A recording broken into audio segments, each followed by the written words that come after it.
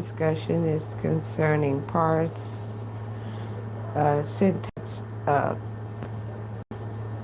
grammar.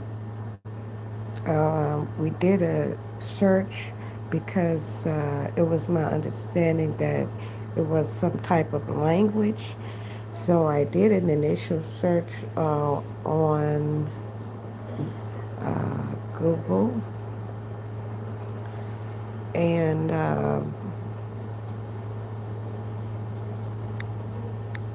they are powered by AI default by default. And so, what the AI overview uh, basically was pointing out that I um, did not punctuate, well, I punctuated the word uh, parse, which is supposed to be one word, parse, par, P-A-R-S-E, without a space separating those two. Um, I don't know what you would call that, the sections of the words. Okay. Um, and also, it corrected me as far as calling it a language. It is not a language. It's not considered a language. Okay. But I want to pause and correct the artificial intelligence uh, aspect of this so content that's provided, because of the fact that um,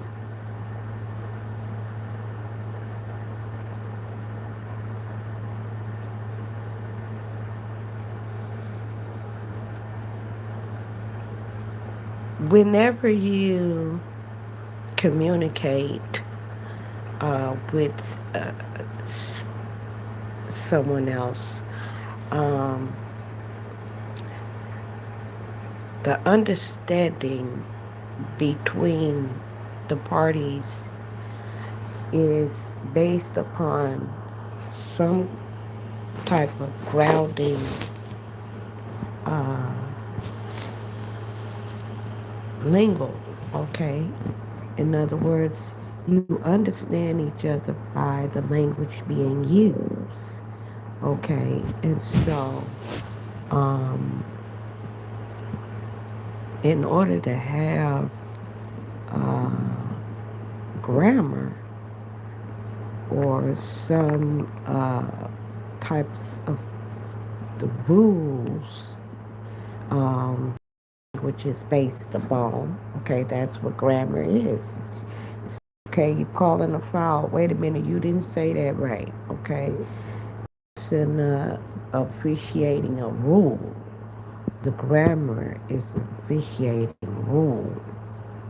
Okay, that's your rule that you're going by to determine whether um, the language is adequate to translate to the reader based on the rules. Okay, that's the grammar aspect of it. Okay, and so um, this is what David-Wynn Miller specializes in.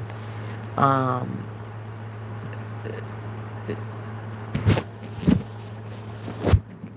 Giving some substance to um,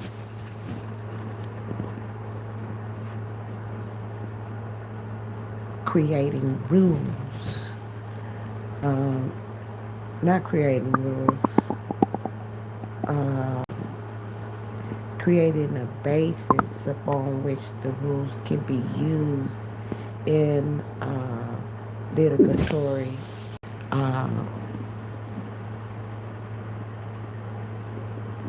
facts,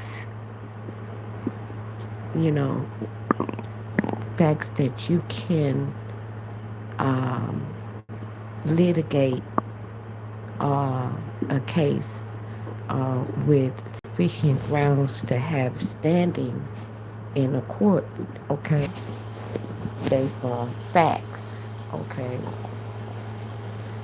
and how those facts are written or uh, prescribed, okay. And so it's no different than the rules of writing a prescription. Uh, they have rules to how uh, the formulas or the requests should be written, okay? And it's understood between them that that is in Latin, in some forms of Latin and all types of abbreviations and shit that's used. Um, but anyways, in anywho, uh, similarly situated, this language is understood by uh, certain symbols and punctuations are used. Is my understanding. So we're gonna do a search to find out a little more, so we don't speculate as to what's going on. The AI is determined that David-Wynn is a sovereign citizen activist. Okay.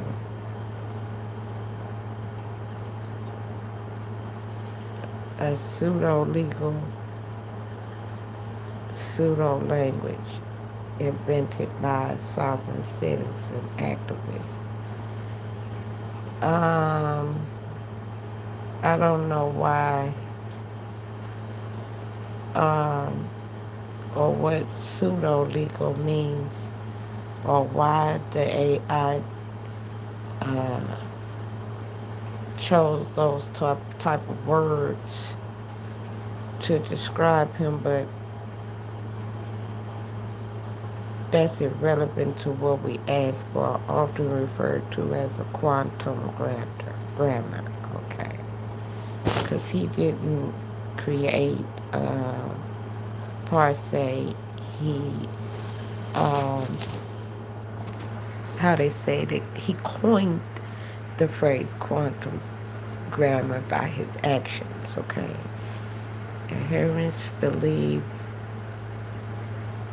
Adherents believe writing legal documents with specific punctuation marks like colons, hyphens, and precise verb adverb counts magically creates absolute facts that can override government authority. Wait a minute, that's not what he teaches. See, this is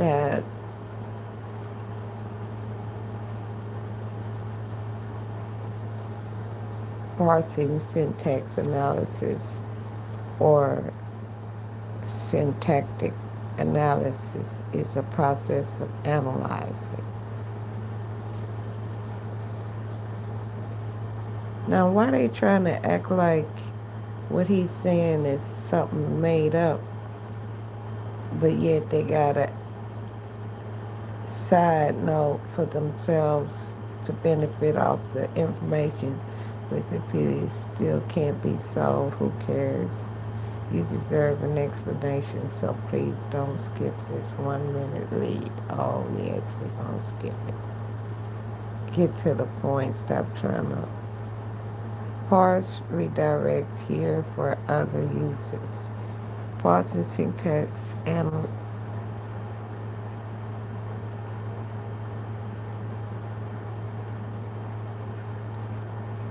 analysis or syntactic analysis.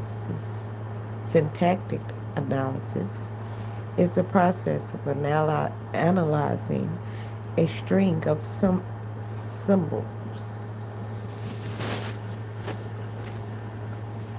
either in natural language, computer languages, or data structures, conforming to the rules of a formal grammar by breaking it into parts.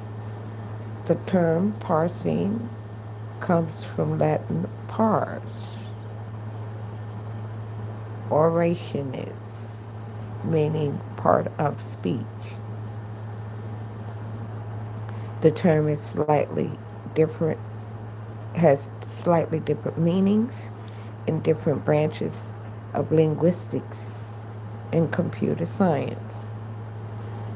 Traditional sentence parsing is often performed as a method of understanding the exact meaning of a sentence or word, sometimes with the aid of devices such as sentence diagrams.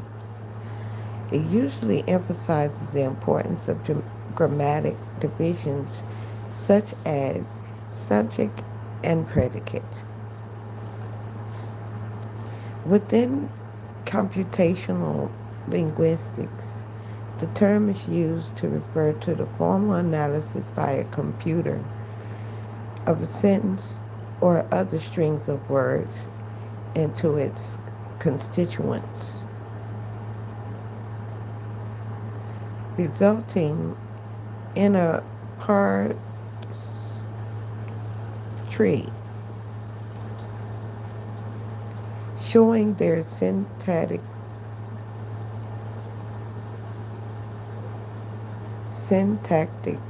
relation to each other, which may also contain semantic information. Some parsing algorithms generate a parse, forest, or list of parse trees from a stream that is syntactically ambiguous.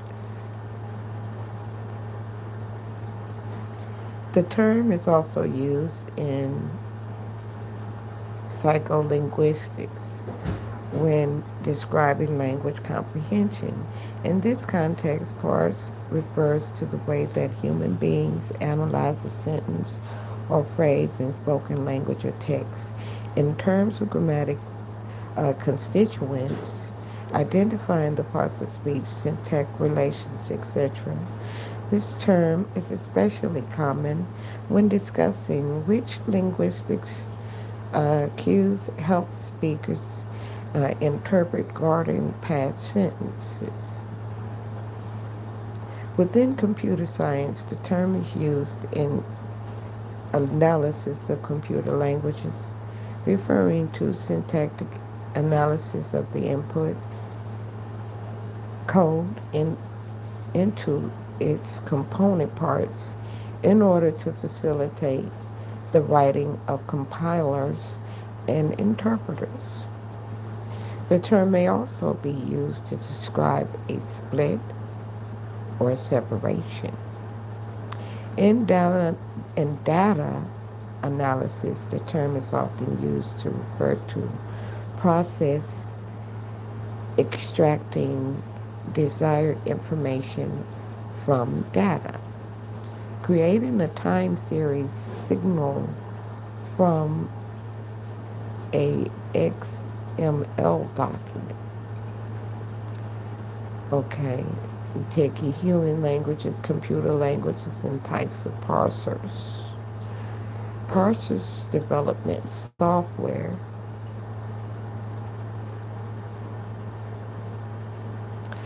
and then they here also have for you a list of parsing algorithms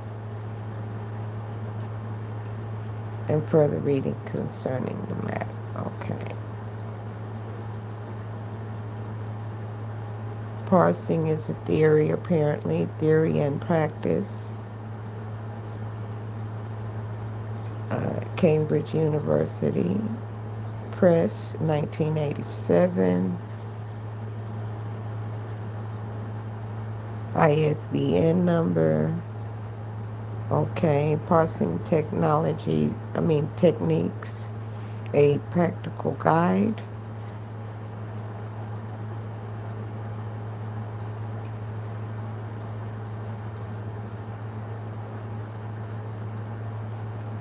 Okay, they have their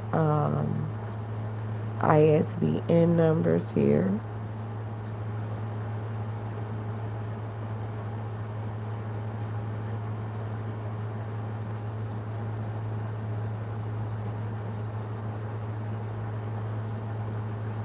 Let's take a closer look at what's going on with this. Preview this book. Okay.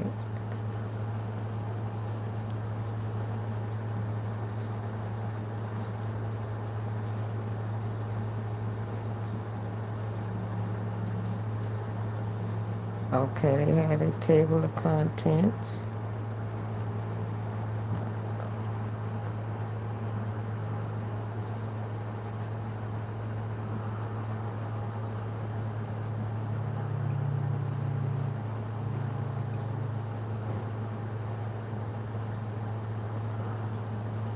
Okay, and it appears that this content was uh, uploaded images. Okay, here.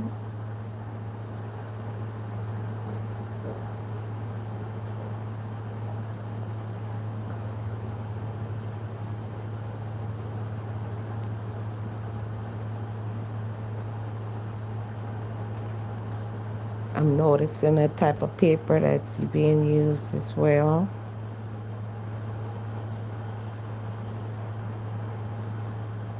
Now, it has the parts of the language divided in, um, they're using a diagram to simplify the understanding.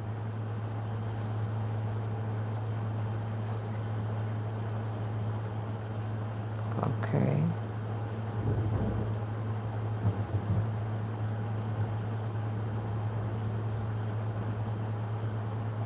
So I'm not sure. Let's see. I would like to examine this document a little closer.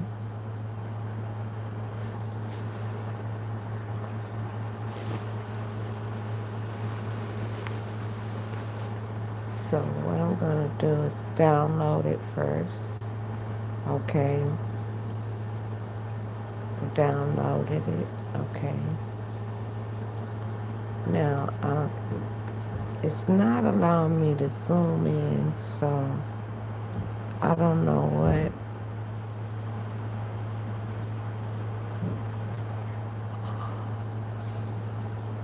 how I might be able to. Oh, I have to tap on it, my dumb ass. Okay. Now we get a closer look at the contents. Syntax analysis and its applications.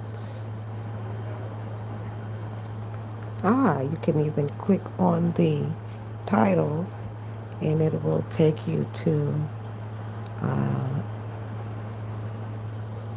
the title content. Okay. So here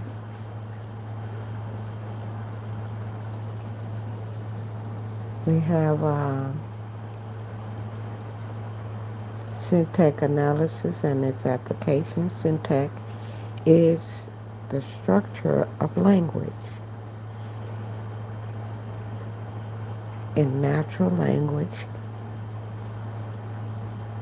such as English or French, it is concerned with word order.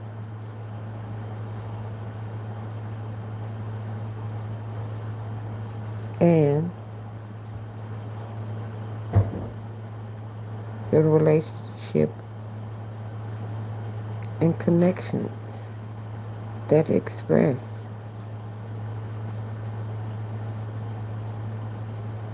between, for example, a verb,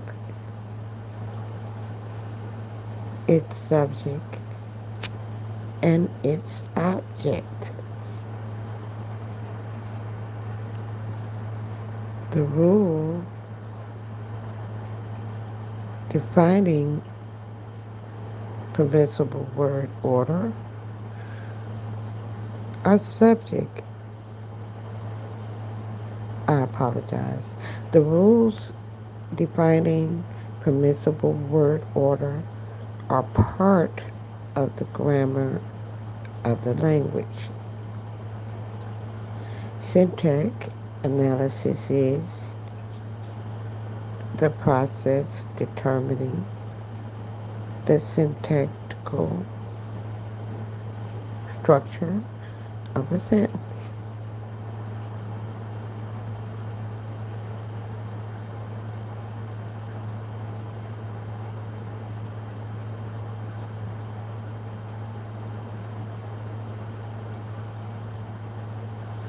According to the grammatical rules which define the forms of all permitted sentences,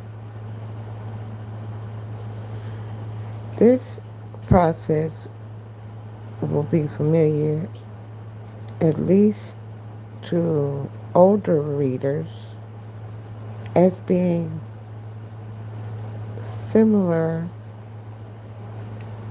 to identifying the parts of speech. Given a sentence, say which class of word, noun, verb, etc. Each of its constituents words belong to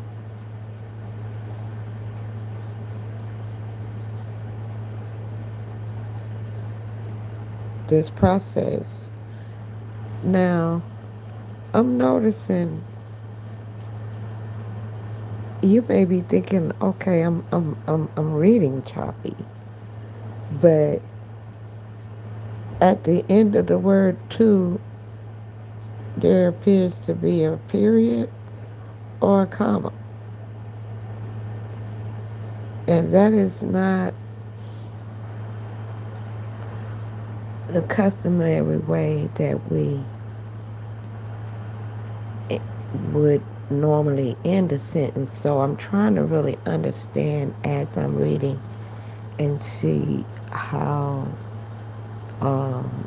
this is drafted. I'm noticing the details of how this is drafted as well as them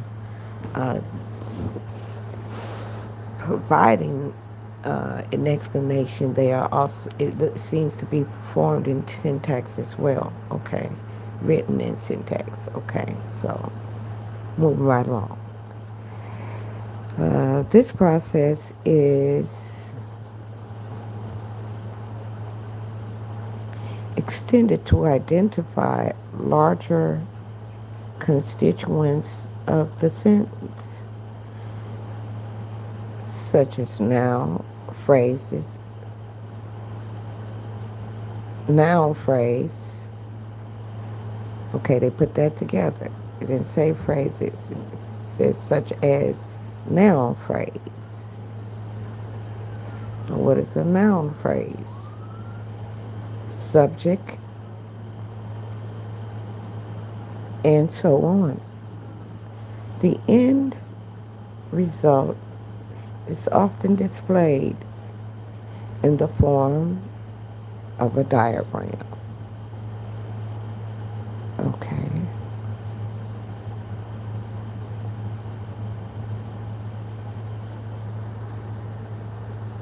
Okay. So this is what I'm gonna do.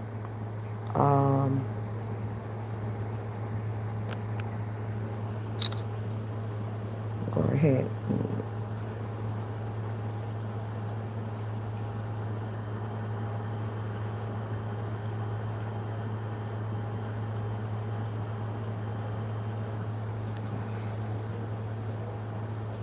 We're going to create a document out of whole cloth.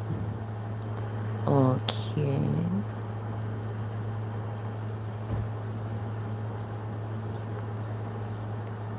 So, what my intentions was for, okay, I could have just copied the image, download the image, alright. Duh. Okay, now we can zoom, zoom, zoom. And y'all can see the uh, words more clearly on what I was reading. It says syntax analysis and its applications.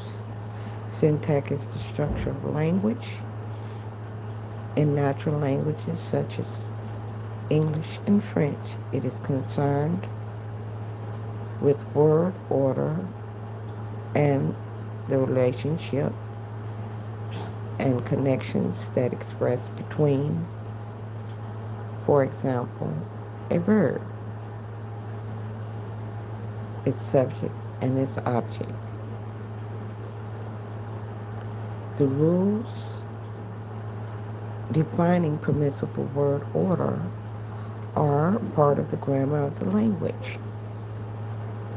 Syntax analysis is the process of determining the syntactical structure of a sentence according to the grammatic rules which define the forms of all permitted sentences. This process will be familiar, at least to older readers, as being similar to identifying the parts of speech given a sentence, say which class, word, noun, verb, etc. Each of its constituents words belong to this process and extended to identify larger constituents of the sentence, such as noun, phrase, subject, and so on. The end result is often displayed in the form of a diagram. Okay, let's see if we can follow along the mouse. Eats the green cheese.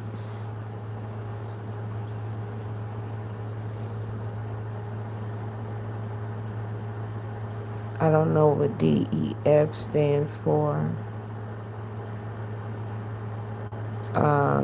Article. The word "the" is considered an article. I don't know what an article is. Need to research that.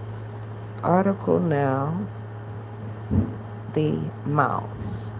Noun, phrase is the subject. The mouse is the subject. Okay, I understand that very clearly. Eats the, okay, another article is placed there.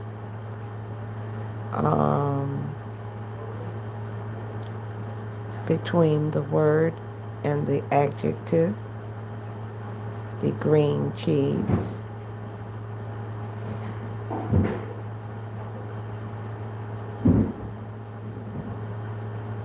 Okay, that's what a noun phrase is. Green is a noun, but it becomes an adjective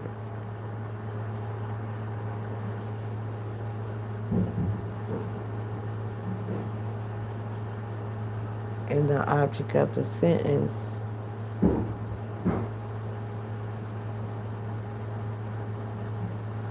Cheese is also a noun.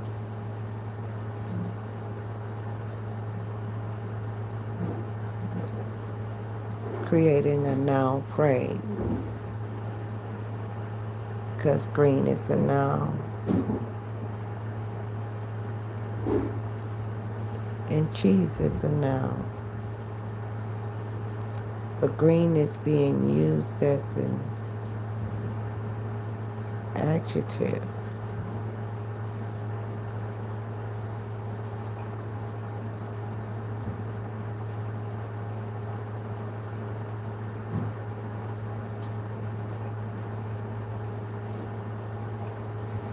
is being added to the object. The object is a noun.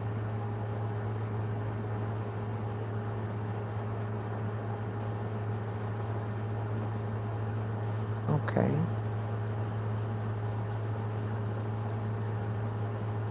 The diagram shows that the mouse eats the green cheese has the structure of a simple sentence consisting of a subject, verb, and object, where the subject is a noun phrase itself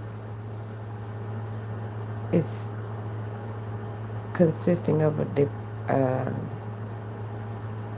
of a definite article, the, okay, followed by a noun, mouse. In itself, it says nothing about the meaning of the sentence, but only shows you how the words are functioning within it. Okay. The cheese eats the green mouse has an identical syntactical structure and is perfectly well formed according to the rules of English syntax. It is nonsense because of the meaning of the words and our experience.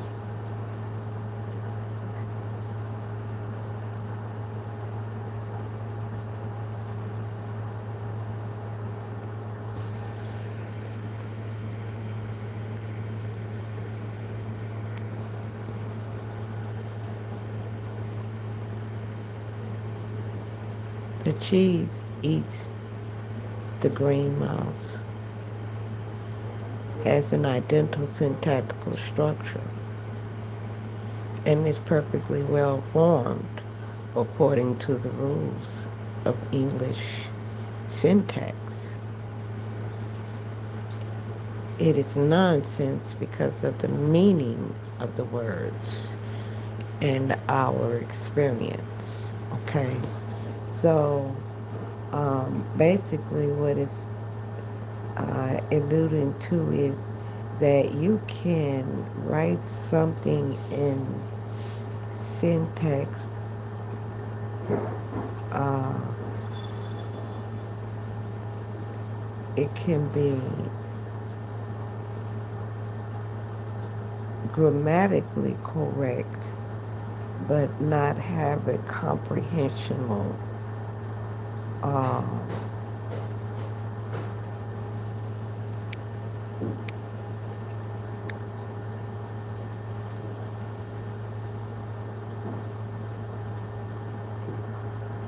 um,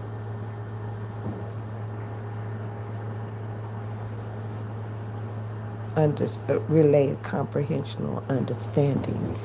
In other words, is if we were um, determining whether it was grammatically correct, then there's consideration for that. But when you're dealing with court procedure or competence, when the purpose of the reading is for competence, then that sentence, no matter how syntactically correct it is, it's gibberish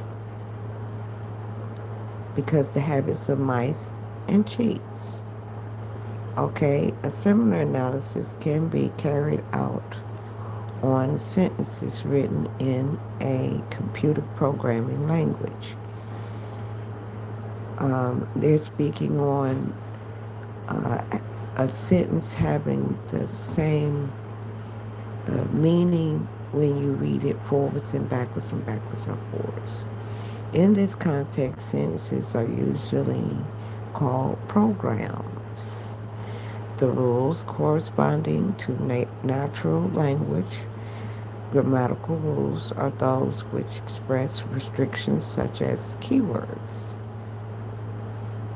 Begin must uh,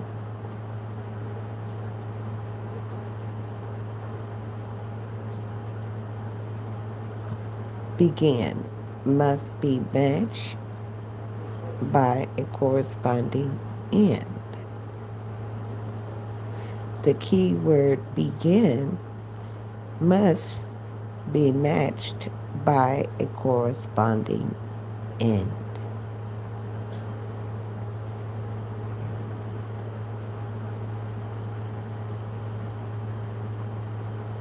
Two arithmetic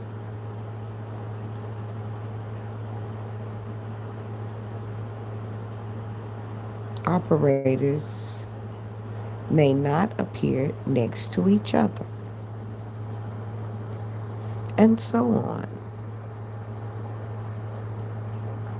Hmm.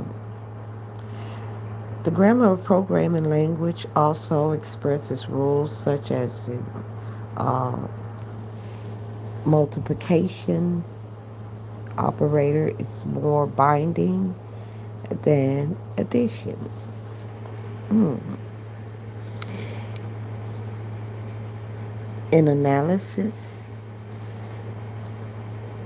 made according to such rules will show that the expression of A plus B is say times C, yes, times C in an algo-like.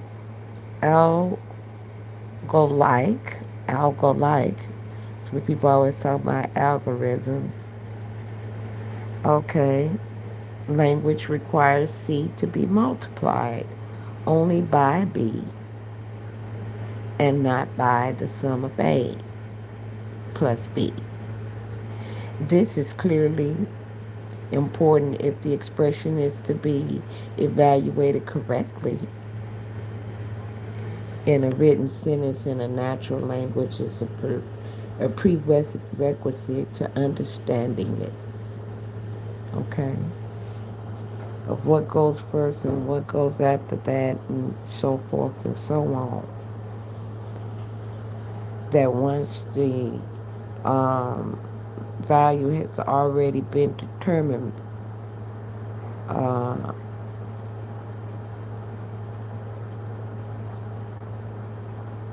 for A and B, then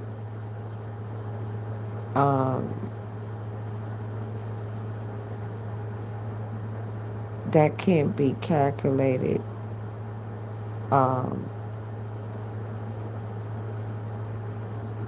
as the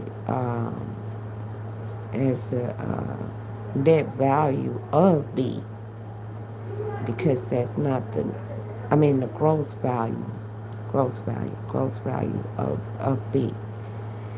Okay, that's the net value of B would be A plus B. But the gross value of B times C, okay,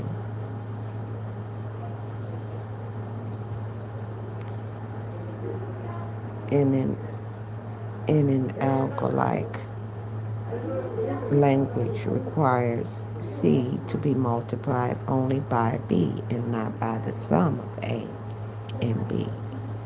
Okay. In a similar way in which conjecture, okay, so this is clearly important if the expression is to be evaluated correctly in accordance with the intention of the programmer by a computer. In a similar way, it is conjecture that a tactical analysis of a spoken or written sentence in a natural language is a prerequisite to understanding it.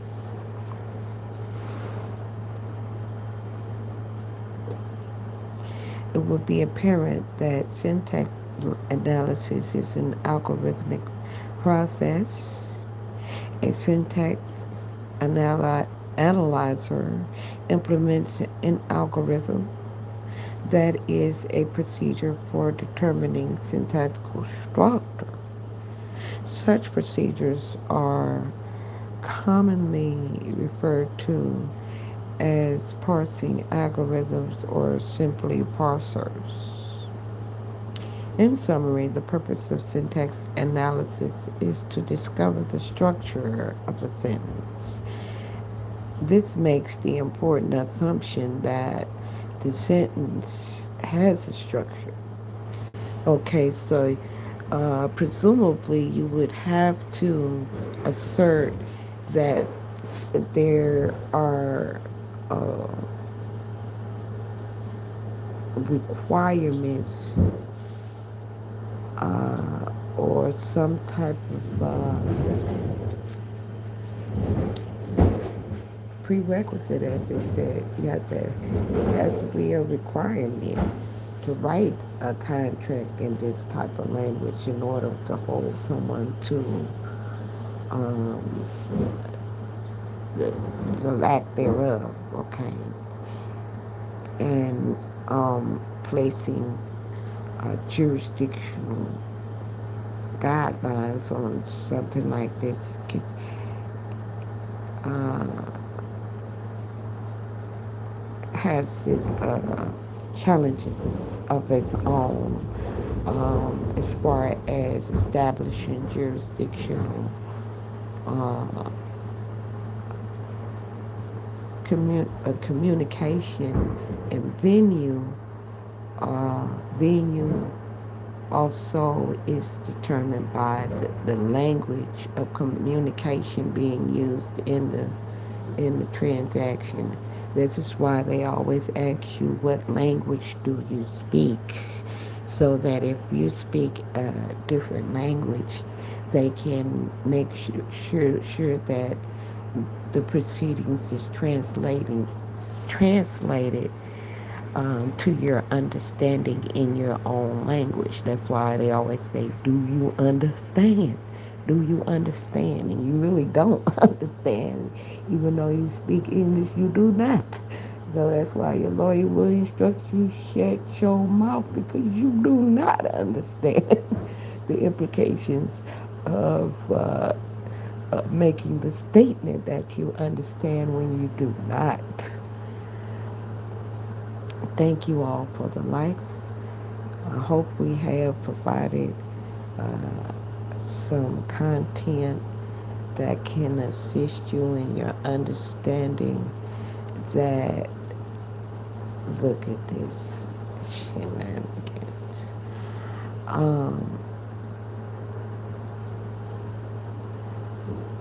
Understanding documents is one level of competence, and then there are levels to this.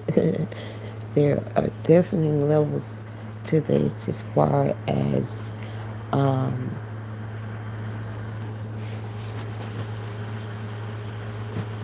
the semantics of breaking it down to the lowest terms. David-Wynn has devised a way of defining his rule of law applicable to contracts, okay, and their word terms and what solidifies contractual agreement of obligation. It's very important to understand what solidifies a contractual agreement of obligation in order to have a binding agreement. the basis of which you have that uh, bond of agreement is uh, conscious, competent effort on the part or action on the part of the parties involved. And that's why uh, one of the main qualifiers for contract to be considered uh, as binding, okay, and not void on its onset is the fact that there are consensual parties involved. The parties were consensual first and foremost. There has to be uh, understanding between the parties. Otherwise, it's a no contract deal. Okay. When they get you to cop a plea, they keep asking you the question: do you understand? And did anybody force you? Did anybody coerce you in any way? And you had to sit there and lie because you was already counseled and told before you went in there. You better not say anything alluding to the fact that somebody made you or you didn't really want to do this or else this deal is a no-go. And so you have to go in there and lie on the record and say, I wasn't coerced into this deal. And that's essentially exactly what has transpired prior to you entering that agreement. But once you have uh, said that on the record, um, you know how people say we say to hold you to that. You did say nobody, but then if somebody got you under a gun and a family member come to your house and ask you a question, say, you all right? What you gonna say? No, somebody got a gun on me. No, you gonna say, no, I'm good, I'm all right.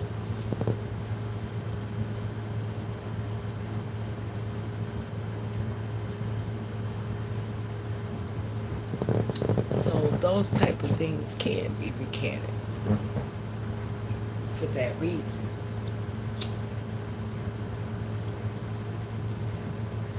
Because many situations that people are not, if they were aware of their alternatives, they would have chosen the alternatives. They was told only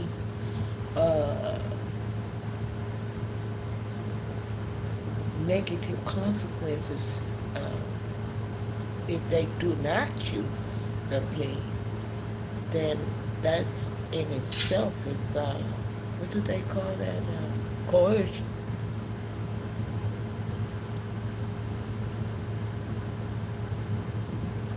And undue influence.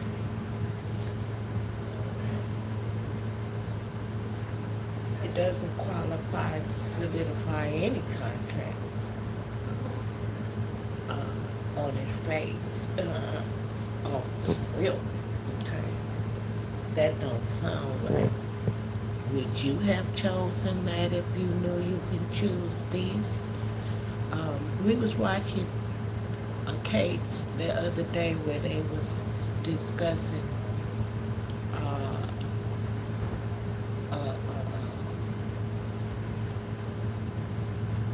a revocation of the plea, and he did not word it in such a manner as a revocation. That concerned me.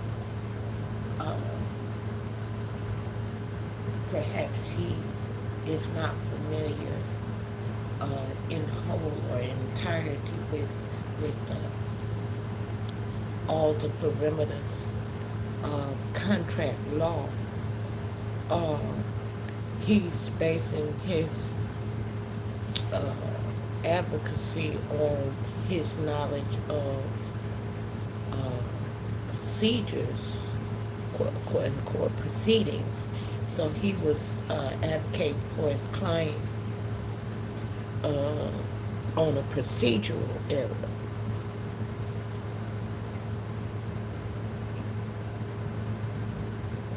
That was found in as a jeopardized case,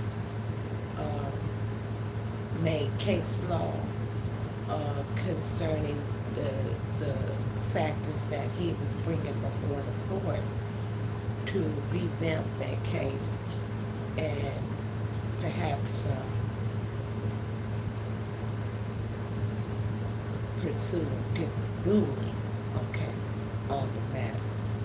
Problem with that is he wasn't at all presenting any new facts of evidence which would help to identify the defendant as innocent. And so in many of those cases I noticed that they don't mind recanting the decision if the person could have possibly have been innocent. But when the defendant is making no claims of innocence, and he said, well, he was bringing up the point of excusable in the fact of it was actions done in a normal, promiscuous behavior of a child, because he committed the crime while he was a child. And it's no foreseeable danger that he would repeat the action as an adult.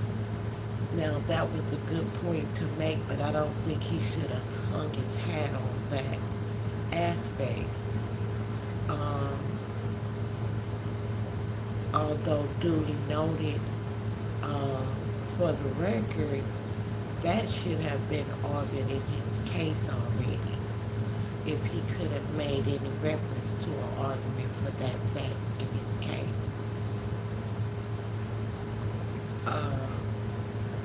Prior to any of these proceedings,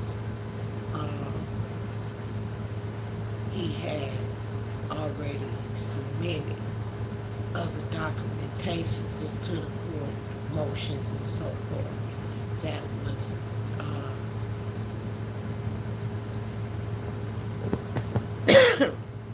considered. And so they used that to reduce the time that he would his set off, but they still set him off. And they claim that as a benefit to him because they gave him an earlier date that he can get another chance to be paroled sooner than later. And so they consider that in itself as a benefit to him. Although he did not get any type of consideration in that offer. So I don't know how that all worked out, but I do know this, is that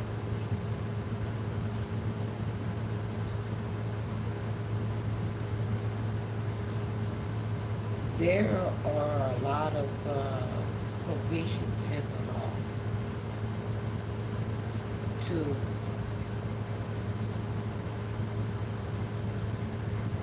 excuse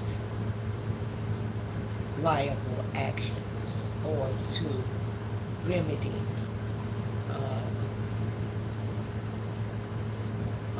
liable actions. For example, when you have a crash, and it doesn't matter who's responsible for the crash, if you have full coverage insurance, all of the claim factors in that, there's remedy for that, okay? Somebody made a oopsie daisy.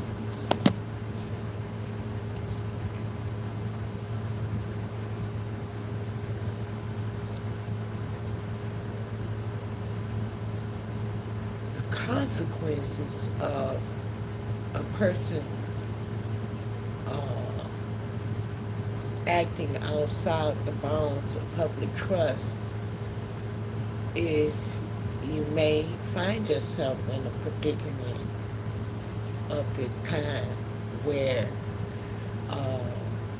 the representative or the counsel that's trying to advocate for you is he's placed in a rock and a hard place to defend your predicament. This is why we encourage people to act in all things, act in honor, be honorable. Sometimes when I am researching, I come across videos. I'll give you an example. Matter of fact, we're going to go to a video right now. We're going to do some comment mining. Okay. Don't let leaks ruin your spring plans. Get a permanent fix today. Schedule your free pipe checkup now so you can start the season leak-free, stress-free, and with 100% peace of mind. Countries worldwide have been under this adverb verb guise by the Universal Postal Union, Bern, Switzerland, established in 1873, better known as the New World Order. This technology has been perfected, and misinformation, privileged few are allowed to go free from committing crimes, and others are slapped with serious fines, prison terms for absolutely nothing. When you go looking for case law on the correct sentence structure communication syntax, you will not find anything. You have to be competent enough to understand what the correct sentence structure communication syntax means in order for you to have the knowledge to win your lawsuit. Correct the language that's wrong. The syntax is now on the table.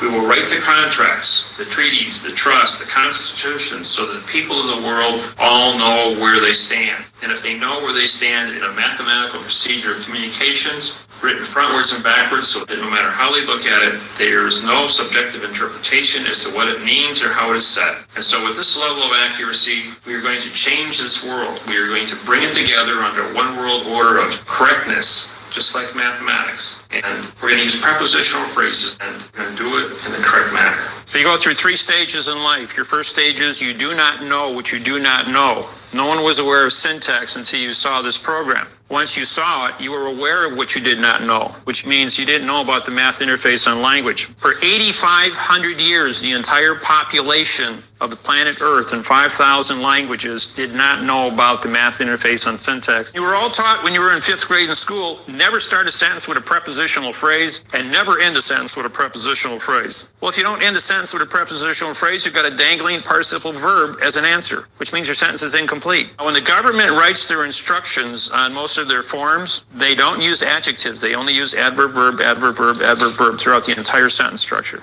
The human mind is really unique in its ability to use deductive reasoning and logic to create the correct sentence structure communication syntax. So you got to have the knowledge to understand what is being said, because they have a code. No law or fact shall be tried in court. That is their law. That is their oath. Every judge, barrister, lawyer, attorney, worldwide, all countries, all languages swear to this, because for 8,500 years, language has been bastardized. It is adverb-verb illusion. An, act, ACT. All words that start with a vowel. A, E, I, O, and U are followed by two consonants means no contract. You're going to say, where do I find that rule? Look up every word in the dictionary that starts with a vowel and two consonants. And then all the synonyms that reflect that word, and you will find a no contract, a negative condition of state for every single word. In 4700 BC, Pharaoh said, so it is written, so it shall be done. Okay.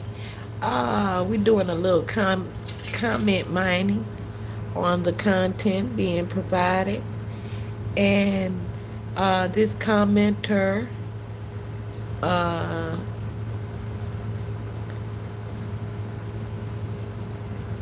wrote, knowledge really is power, so they're affirming their they ascribe to that belief. Okay, I want to first address that, and I contradict that statement with the rebuttal of facts that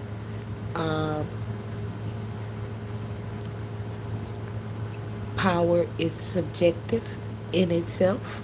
Okay, and so really becomes objective or subject to what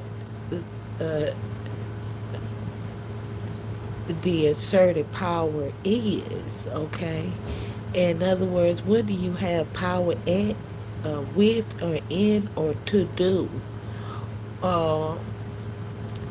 Now they go on to make this a statement with a known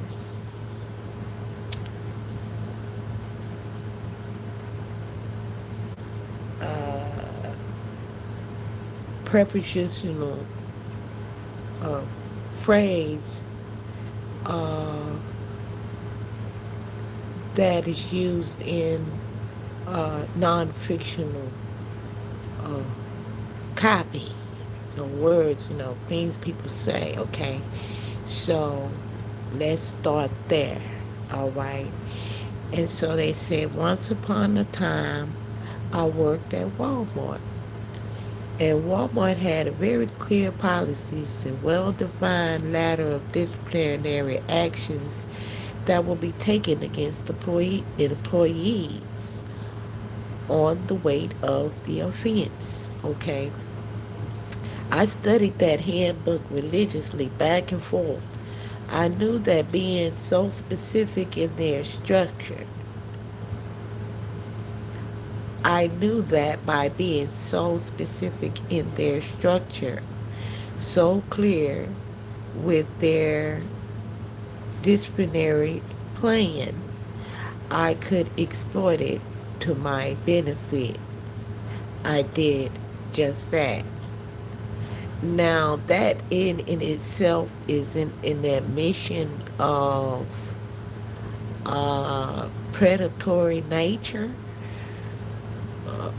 which removes the person's stance in a claim as acting in good faith and or operating with clean hands. All right, it's what they call unclean hands. Moving right along, it said, I focused. Now it seems like a testamentary statement, but it did begin with once upon a time. I focused my attention on the attendance policy. I don't remember the exact number anymore, but the policy said an employee would be, or at least could be, terminated after accruing a certain number of absences. I believe that number was 4. The use of the word accruing is important because the policy also stated that an absence will only stay on an employee's record for 90 days. After 90 days, the absence is removed. That system caused me to conceptualize absences as a form of currency. They give me 4 absences, but I can only spend a maximum of 3 in a 90-day period. If I spend more, I become overdrawn, and Walmart can close my account. Apparently, I wasn't alone in my thinking, because Walmart supported that theory later in the policy. A dollar is a dollar.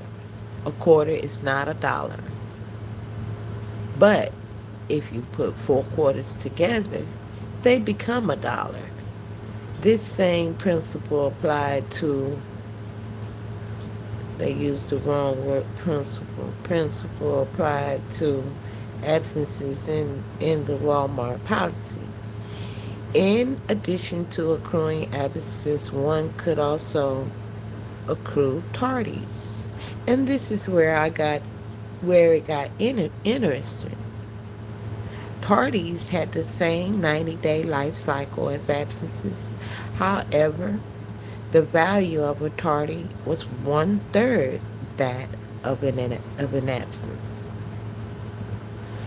The disciplinary action plan was only valued in absences.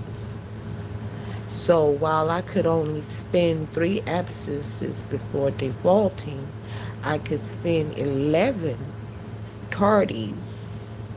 9 tardies got me 3 absences. And 2 additional tardies left me 1 tardy shy of that 4th absence. But it gets better. Wow.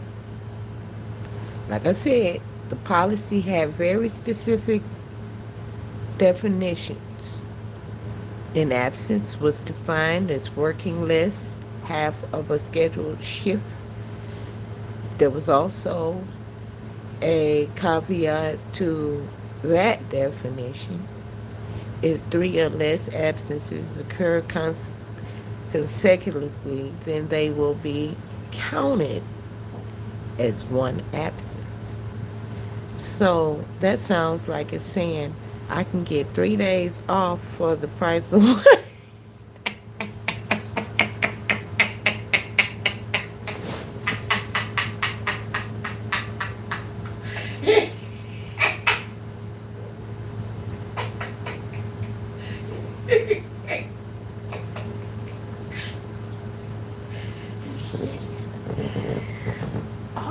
Okay. Now this is a contribution right here. Okay, but it wasn't to this channel, so but it's contributing at this point indirectly. Okay, because what this is getting into now is an interpretation of contract, right?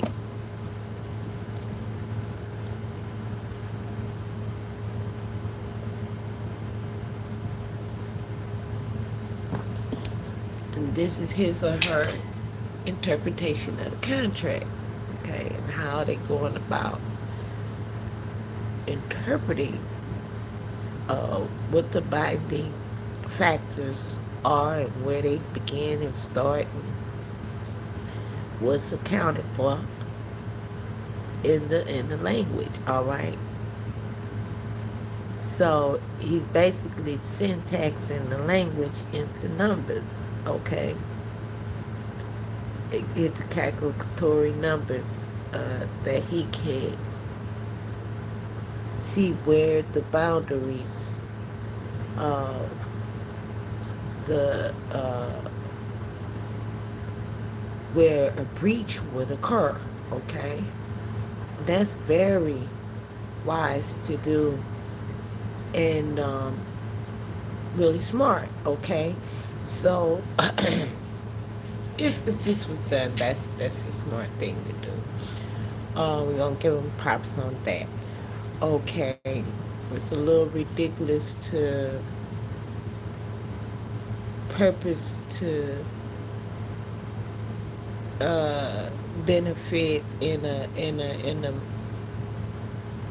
meticulous manner, okay, we don't encourage you to do that. As we said, that's unclean hands off the rip on his face. That's the intent to do harm. Okay, he said he was going to use it to his benefit, but in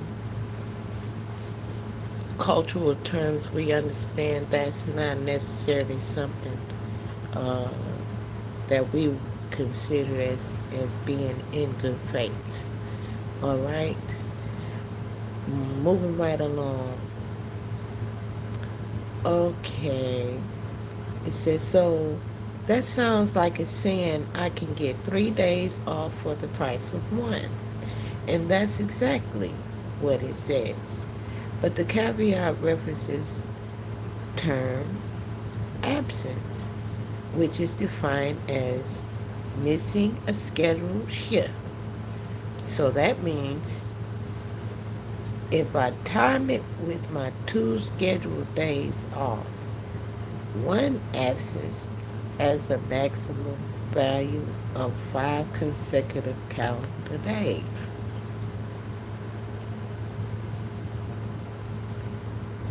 But wait, there's more. The policy also simplified a definition of tardy. It also outlined a grace period of 15 minutes from your scheduled time. If you clock in or out within 15-minute window, you wouldn't be considered tardy. The definition was something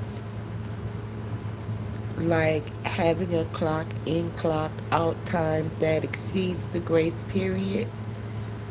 I remember speaking to coworkers and asking about it, and the consensus was that missing 30 minutes or less was a tardy. More than 30 minutes was an absence. Since I was analyzing the policy systematically, I knew that that wasn't true. That was not what the policy said. Though the definitions of tardy was somewhat ambiguous, the definition of an absent wasn't. If you missed more than 50% of your shift, you were absent. So, tardy must be everything after the 15-minute grace period, but before the 50% mark. This changes the game again. Typically, shifts were 9 hours with 1 hour unpaid lunch. Total work time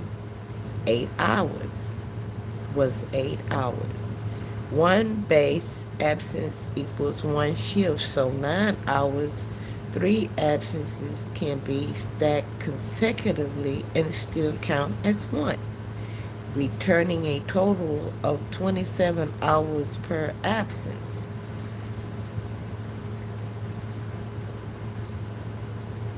Do this 3 times and you get a maximum return of 81 hours every 90 days. Since each shift is 9 hours long, but only 8 of those hours are scheduled, each tardy has the base value of 515. It takes 3 tardies to equal compared to the 9 of a base absence. This means the conversion rate from tardies to single base absence is 175%. That's a pretty good return, but the 3-for-1 deal on trading whole absences is unmatched. But if you combine them, then you can string 2 more absences for free. The basic 3-for-1 absence chain returns 27 hours for each absence spent. The 3 chain tardies returns 15.45 per absence, roughly 40%. But when you chain a 3 tardy combo into 2 absences, the net return is 33.30. Obviously, all this time off comes at a price because you aren't getting paid for those hours. The strategy that extracts the most value per absence also returns the smallest paycheck. That's why I analyzed the policy in such detail. I wanted to find the most efficient way to extract value. I wanted to find the method that gave me the most time value, the most flexibility, and the least amount of risk while still providing enough income to be considered a job and not just an experiment. My final decision was the arbitrage, the tardiness policy. The value of a tardy is always 5.15. It's stable. Unlike the value of an absence, which could be 9, 18, or 27. Spending absences creates FOMO, since 3 tardies are worth 15.45. It's difficult to spend one whole absence on only 9 hours. Might as well stretch it out to at least 18, since it costs me the same number of absences.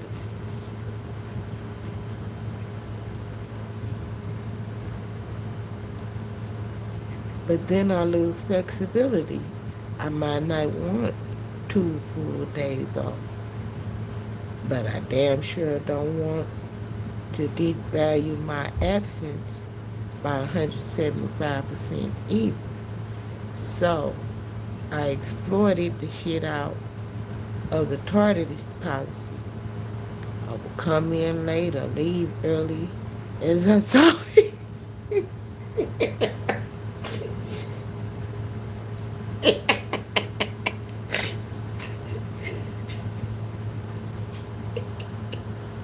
He is not an employee though.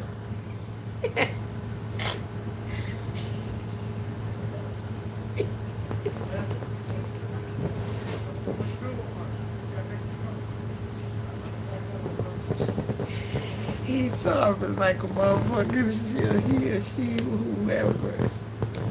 This individual is sobbing like a son.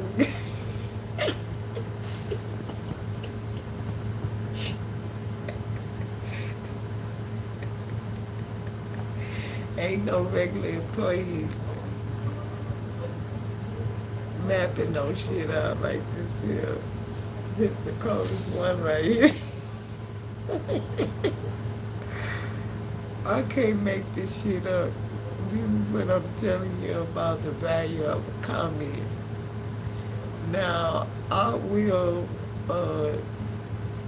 get disturbed if somebody leave a dissertation in my comment section.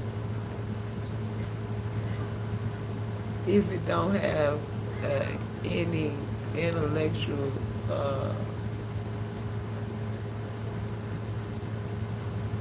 contribution, because if you leave anything this long, you need to be contributing some type of verifiable knowledge or understanding about something. Okay, it's this in actuarium is something that people deal with income in everyday life, as far as what their policies and procedures that they are subject to on their jobs.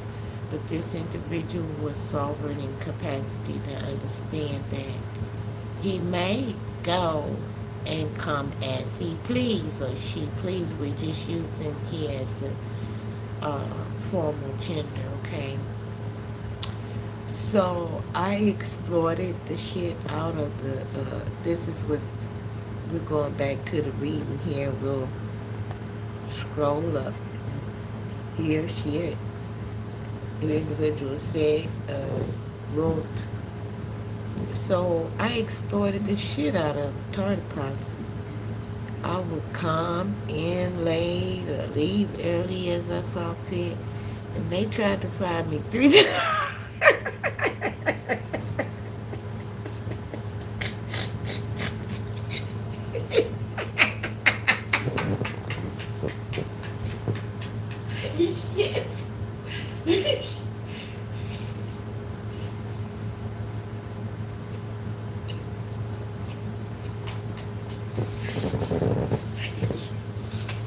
Shit. Whoa. Got to be more careful.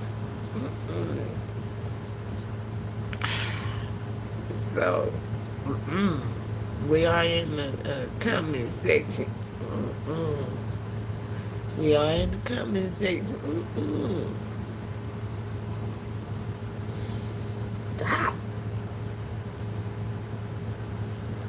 And we still reading this whole, this person is telling their experience and what they did. And once upon a time, this occurred. And once upon a time, this happened to somebody somewhere, okay? So this don't have nothing to do with me. I'm just reading. We're doing what's called, if you're just now coming in, we're doing what we call comment mining. We're searching for value in a comment, okay, basically. Move right along. So it reads, so I exploited the shit out of the tardy policy. I would come in late or leave early as I saw fit. They tried to fire me 3 times for my attendance. 2 different managers. They also cited my attendance as a reason for the termination. I knew exactly how many times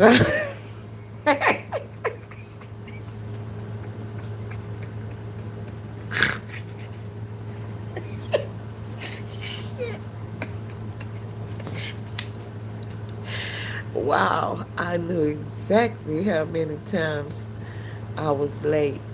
So I'd make them point out my attendance record. Then I referenced the attendance policy as it applies to termination. I was always below 4 absences. I couldn't be fired for that reason. This went on over a year until one night I fucked up. It was my birthday and I decided to attend a party and go to work late. I got too fucked up to go though. So I called her for absence. The very next day, one of the managers was waiting for me at the punch clock with a smile on his face. I already knew what was about to happen. I was terminated. I handed him my badge, and he escorted me all the way from the back of the store to the entrance, paraded me down the main aisles for everyone to see, with a smile, a smug look of victory on his face. To this day, that's still the best game ever I've ever played. I lost fair and square.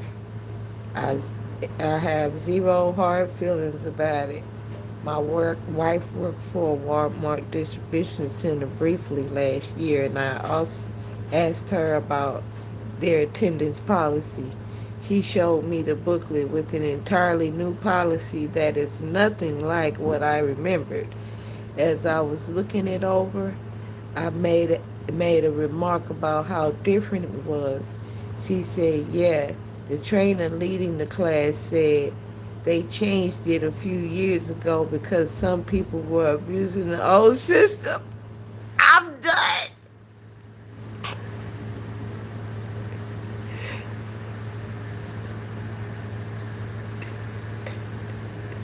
So he said, I smiled when she said that. I'm done. Terrible. He felt he was wholly responsible for that shit.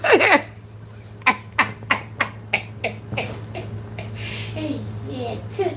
I'm done.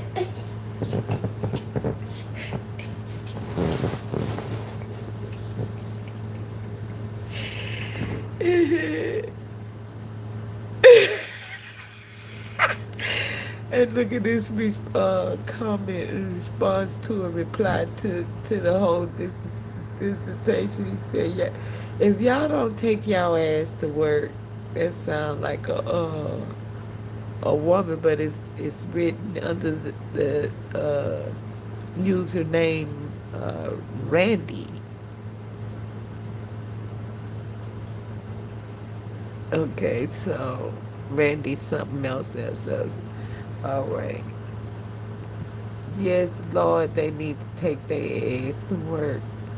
Could you syntax that so I know if the attorneys bastardize the grammar? I'm dead.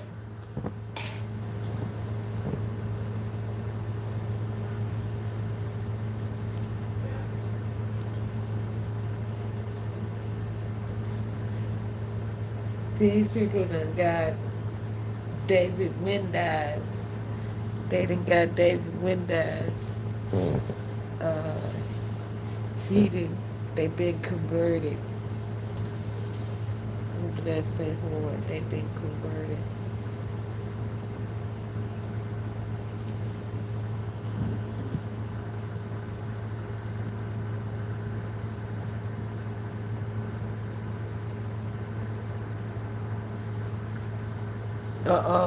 Somebody say ain't reading all of that shit.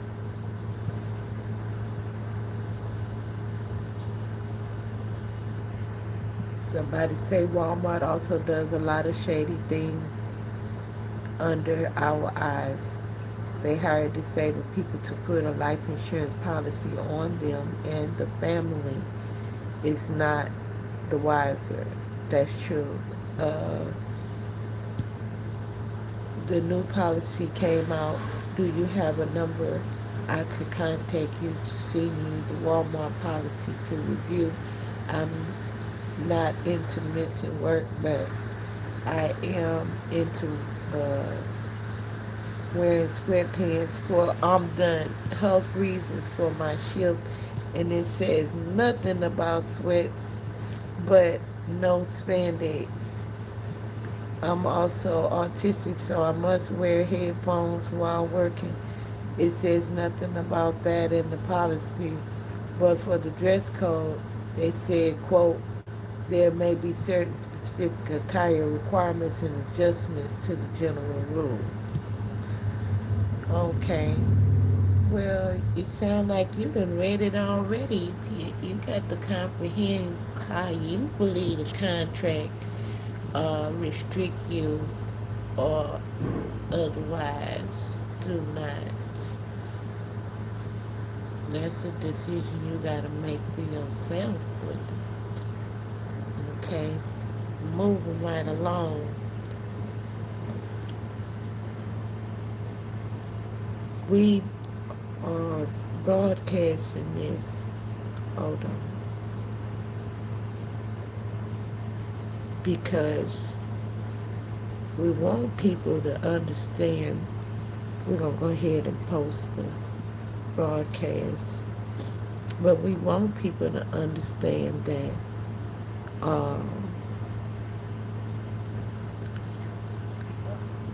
The search for evidence begins with a question. What is it that we are searching for in this particular broadcast? We were in search of foundationary basis of which we can determine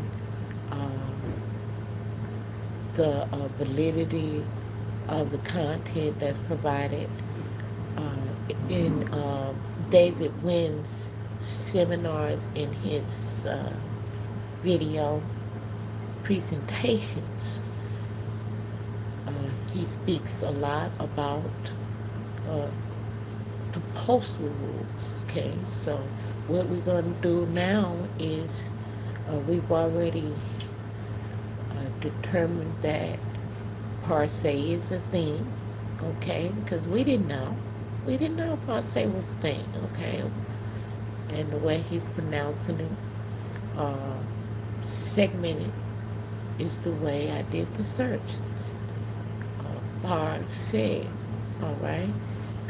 I was assuming was French origin, and I am still basing my understanding on the paradigm of French influence or Latin influence, and so on the words themselves and the spelling, okay. And this is called par se syntax, which seems to be a hybrid of a word, okay. A new word, some new invention of some type of programming, systematic calculation of understanding. Now, since I found out many years ago that I understand with, I don't read like other people read. I read, for one thing, I read very slow. And I do that because my mind is not just reading to get, Processing Text Grammar by David. If I'm reading that, I'm trying to get a full understanding of what I'm tapping into. And so I calculate understandings and not words per se, okay? So in that regard, you'll see me sometimes, I'll be reading for the general audience, and I'll stop and pause, and there'll be some silence. Sometimes it's because I'm giving some thought to what has already been, you put some in your information in your mind and you process. You gotta process it. Your mental process that your mind goes through checks and balances of what against your own personal paradigm of belief or your own repertoire of foundational knowledge. This is why I tell people, when knowledge is applicable in a wide range of uses, implications of use, because people need to understand that even understandings are dimensional. So that is basically what he is seems to be presenting in his diagram is a manifest of the realities of communication, there are some, uh, what you call that, calculable uh, characters that can be used to have understanding across the board. Okay, in other words, if we all speak in the same language, we can possibly all agree or possibly all disagree.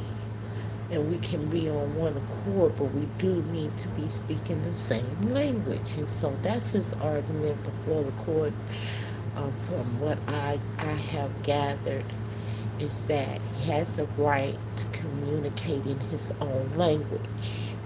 Okay, so he created his own language, and he uh, have provided the tools for others to follow along, okay, and calculate the same understanding along with him as to the determination of the conclusion of his writings, okay? Determination of the conclusion is just like if you do a math sentence, and whatever that answer is, what you call an answer, it's a conclusion of that matter, okay? So when you was in school, you had math problems, and court practices is algebraic and calculus related word sentences, basically. And so we need to understand that in applicable knowledge when engaging in court practice. Thank you for joining me. I was going to go into the other areas of concern, considering the understanding of how he correlates the jurisdictional grounds. The postal rule is very intriguing, to say the least, and so we would like to do a little searching and discovery of how that is applicable in court practice, and so that we can be knowledgeable of all the aspects, because court practices, as we have researched in, many have discovered and disclosed, is based upon maritime law, and how understanding how jurisdiction is raised is extremely important when you have argument for jurisdiction. You'll see a lot of sovereign citizen videos where they are degrading the alleged sovereign, right? And I say alleged because sovereignty is based upon knowledge, and if you lack knowledge, that degrades your competence to be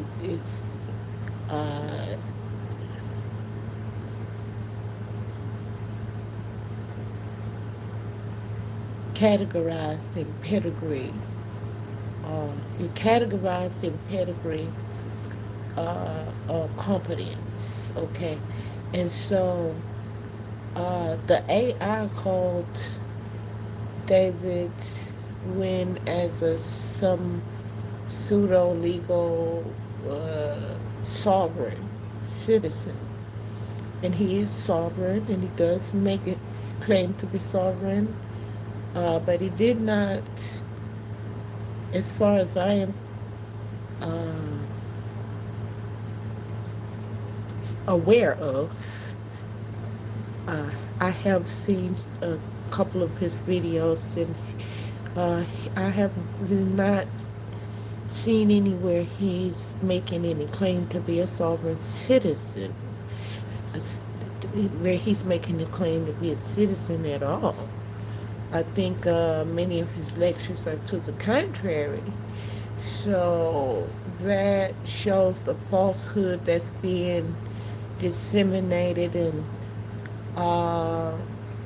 evidence of defamation of character that is very prevalent in the AI culture.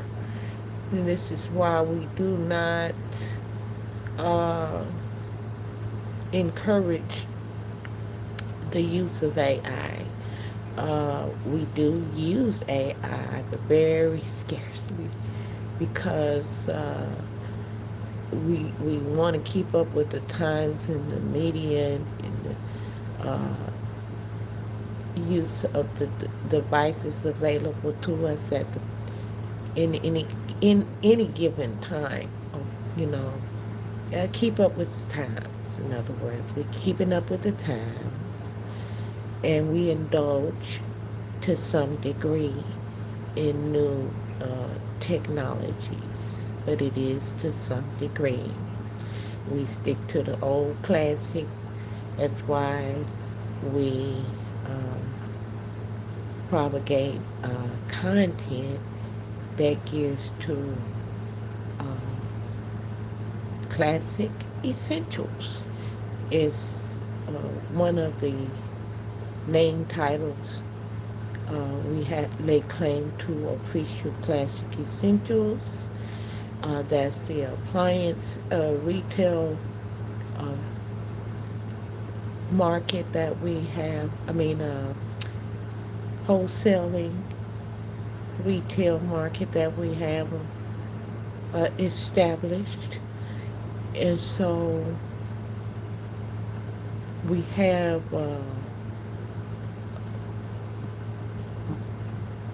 market plans to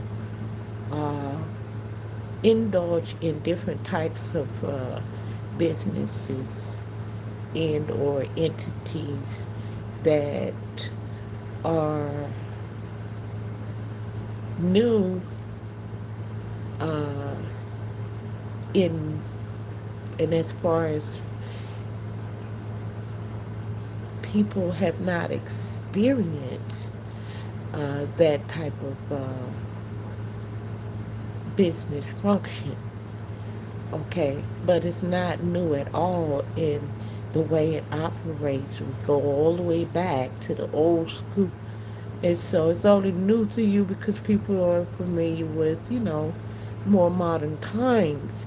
So we just bringing back the old school values in commodities and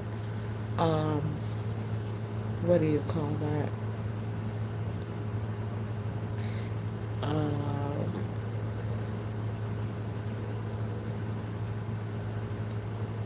Essential elements of our society. People need people. We think people is the newest, latest, most important innovation. We've gotten so excited about all of the gadgets that we can make by hand. I forgot about the hand. We done forgot about the hand, the value of the hand. All right, write a letter. The power of the letter. So I think that our search for more information and some in-depth understanding or commentary concerning the postal rule needs to be done on a separate broadcast subsequent to this one. So I thank you all for joining us. And in the meantime, in between time, we ask that you keep it real or take your ass back to Fantasyland. We want to thank our new subscribers. We have 252 subscribers.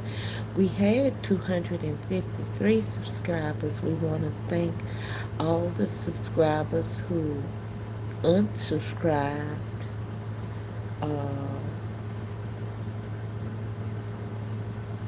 Why would we think?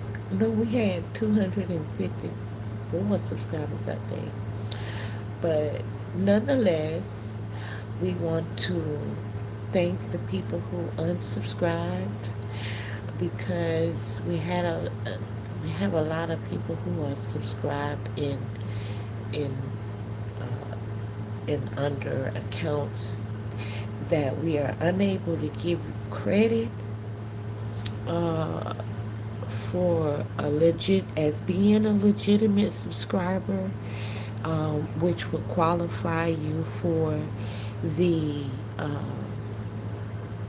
benefits of being a subscriber and participant on this channel.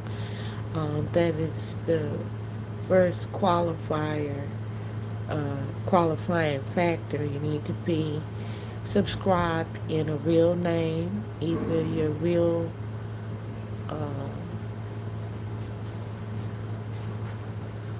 name, okay, or a legitimate business venture name, okay.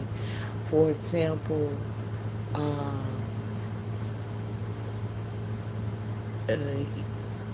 Yusuf L has SPC University. If he were to subscribe under SPC University, then that would tap him in under legitimate circumstances. So that's what we're requesting for all